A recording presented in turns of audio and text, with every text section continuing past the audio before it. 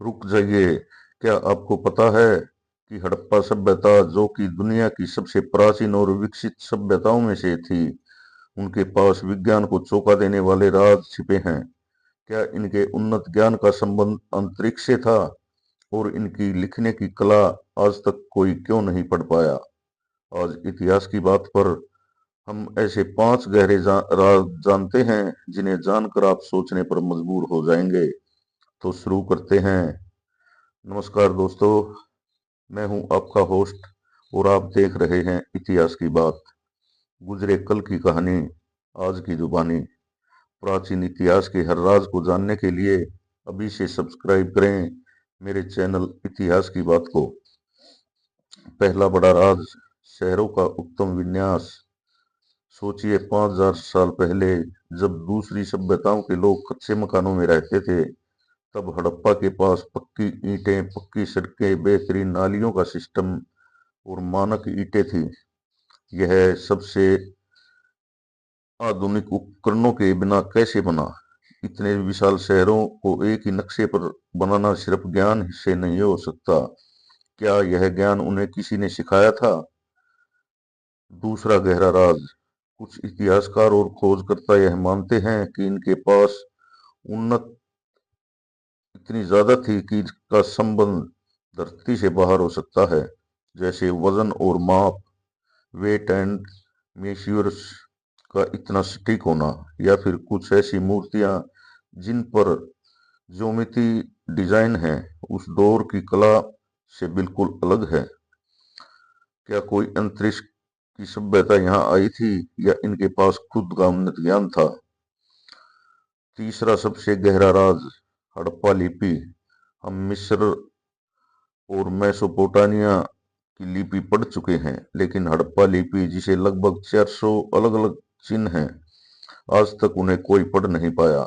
हम इनकी भाषा पढ़ लेते तो हमें पूरा सच पता चल जाता। क्या यह इतनी सीक्रेट भाषा थी? क्या सिर्फ लोग ही जानते थे? और क्या यह लिपि धरती की बाकी सभ्यताओं से बिल्कुल अलग है? आपको क्या लगता है कि इस लिपि में क्या छिपा है? तो कमेंट जरूर करें। चौथा राज है मोहनजोदाड़ो में मिले कंकाल। कुछ जगहों पर कंकालों की ऐसी हालत है जैसे वे अचानक किसी चीज से मारे गए हों। कुछ खोजकर्ता कहते हैं कि इन कंकालों पर रेडियोकार्बन डेंटिंग से ऐसी निशानियां पड़ी हैं जैसे यह सभ्यता बहुत ज्यादा गर्मी या विकिरण के संपर्क में आई हो। यह बहुत बड़ा सवाल है। क्या यह कोई प्राचीन युद्ध था, या कोई विशाल आग? इस का राज भी अभी तक, इस राज पर बहस जारी है। आखिरी और सबसे भारी राज, इनकी विकसित सभ्यता रातों रात गायब कैसे हो गई? इनके 3 बड़े अनुमान लगाए जाते हैं। पहला, जलवायु परिवर्तन और सरस्वती नदी का सूख जाना। दूसरा, आक्रमण जिसका सबूत नहीं है। तीसरा और सबसे दिलचस्प पहलू है, लोग शांति से यह जगह छोड़कर किसी और जगह चले गए। लेकिन क्या इतनी बड़ी आबादी इतने शांति से सब कुछ छोड़कर चले जाते हैं? कोई हड़प्पा सभ्यता के प्राचीन प्रमाणों से पता चलता है कि अपने अस्तित्व के अंतिम चरण में यह सभ्यता पतनमुखी हो गई थी। ईसा पूर्व द्वितीय शताब्दी के मध्य तक यह सभ्यता पूर्णतः विलुप्त हो गई थी। हड़प्पा सभ्यता का काल और निर्माताओं की तरह ही इसके पतन को लेकर विभिन्न विद्वान भी एकमत नहीं है। सर्वश्री मार्शल मेके और एस आर राव हड़प्पा सभ्यता के पतन का एकमात्र कारण नदी की बाढ़ बताते हैं, क्योंकि अधिकांश नगर नदियों के तट पर बसे थे जिनमें प्रति वर्ष बाढ़ आती थी। मोहनजोदाड़ो और हड़प्पा की खुदाइयों से पता चलता है कि इनका अनेक बार पुनर्निर्माण हुआ है। मार्शल महोदय को मोहनजोदाड़ो की खुदाई में प्रति वर्ष बाढ़ के कारण जमा हुई बालू की परतें मिली हैं। मैं के महोदय को चंदूहड़ो से बाढ़ के प्रमाण मिले हैं। इसी प्रकार एस आर राव को भी लोथल, बागजाब आदि से भीषण बाढ़ के प्रमाण मिले हैं।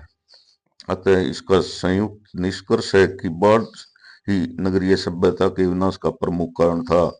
दोस्तों, क्या आप भी ऐसा ही मानते हैं? नदी में आने वाली बाढ़ को यदि पतन का प्रमुख कारण माना जाए, तो प्रश्न यह उठता है कि वे नगर जो नदियों के तटों पर नहीं थे, उनका पतन कैसे हुआ?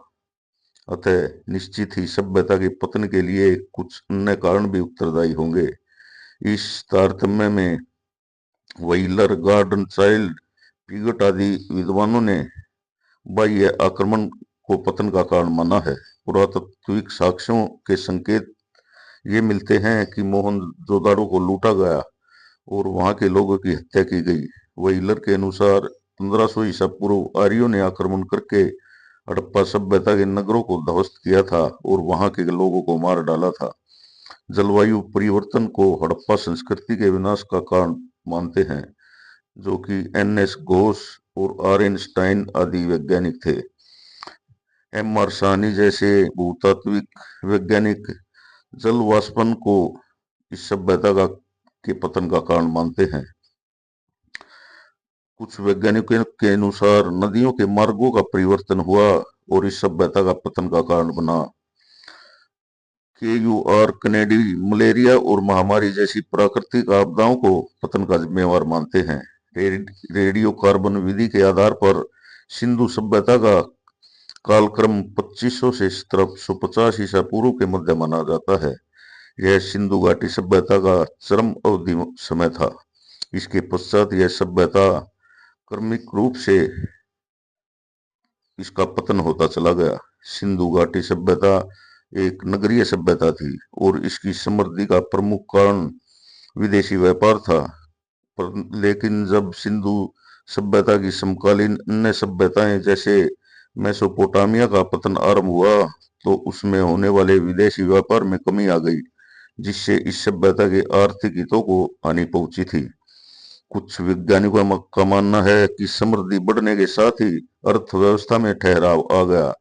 लोग विलासी तथा अकर्मण्य होने लगे, जिससे आंतरिक तथा बाह्य व्यापार का नुकसान होने लगा। कुछ विद्वान मानते हैं कि 3000 ईसा पूर्व यहाँ की उपजाऊ भूमि बंजर रेगिस्तान में तब्दील होती चली गई। प्रारंभ में यह जनसंख्या का दबाव था। आर्थिक समृद्धि बढ़ने के साथ जनसंख्या भी बढ़ती चली गई, जिससे कृषि योग्य भूमि पर जनसंख्या का दबाव बढ़ा। यहाँ यह ध्यातव्य है कि कृषि अधिशेष इस नगरीय सभ्यता के उत्कर्ष का एक मुख्य कारण था। व्यापार के पतन तथा जनसंख्या वृद्धि में कृषि पर जनादेश बढ़ता चला गया। इस प्रकार 1750 ईसा पूर्व के आते आते इस सभ्यता के पतन के लक्षण स्पष्ट रूप से दृष्टिगोचर होने लगे। मोहनजोदाड़ो और हड़प्पा जैसे नगरों का पतन हो गया, किंतु यह मान लेना कि सारी सभ्यता का पतन एक साथ हो गया, यह सत्य नहीं होगा, क्योंकि सिंधु सभ्यता का विस्तार 12,99,600 वर्ग किलोमीटर में था, जो क्षेत्रफल में अफगानिस्तान तथा पाकिस्तान के समतुल्य है। और एक साथ इतने बड़े क्षेत्र से यकायक किसी सभ्यता का अंत नहीं हो सकता। यह कहा जा सकता है कि नगरों के पतन के पश्चात यहाँ के निवासी गांव की ओर अग्रसर होने लगे होंगे। अपने विकृत स्वरूप में हड़प्पा संस्कृति सिंधु, बलूचिस्तान, राजस्थान, पंजाब, गुजरात आदि में बनी थी। कालक्रम में इस सभ्यता के गुण और आने वाली सभ्यताओं के द्वारा ग्रहण किए गए।